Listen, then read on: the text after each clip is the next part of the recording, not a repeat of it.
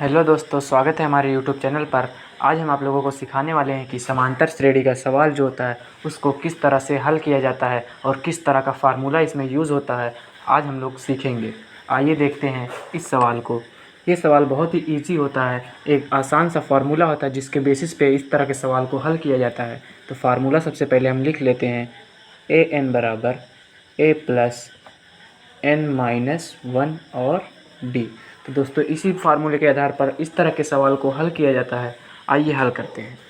A N का मान हमको 50 दिया तो यहाँ पर 50 लिख देंगे और ए का मान 5 दिया है, 5 लिख लेंगे। n माइनस वन यानी n का मान हमको ज्ञात करना है तो इसको ऐसे ही लिख देंगे और d का मान 3 दिया तो यहाँ पर 3 लिख देंगे। आगे इस 5 को इस तरफ ले जाएंगे, इधर प्लस में है तो इधर आके माइनस में हो जाएगा। तो 50 माइनस 5 और बराबर में n माइनस वन और यहाँ पर 3। तो यहाँ पर बचेगा 45 और बराबर में n माइनस वन और इस 3 को इधर गुणा में है तो हम लोग इधर लेके चले आएंगे तो यहाँ पर आके भाग में हो जाएगा। तो यहाँ पर 45/3 हो जाएगा।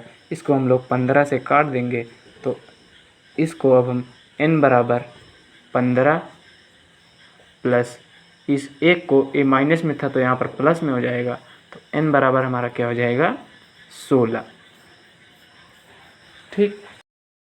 तो आइए दोस्तों इसी तरह का एक सवाल और देखते हैं। तो इसमें हमको a दिया है, d दिया है, n भी दिया है और a n का मान हमको ज्ञात करना है। उसी फार्मूले पे ये भी सवाल लगेगा। तो यहाँ पर सबसे पहले हम लोग लिख लेंगे a n बराबर a plus n minus one और d।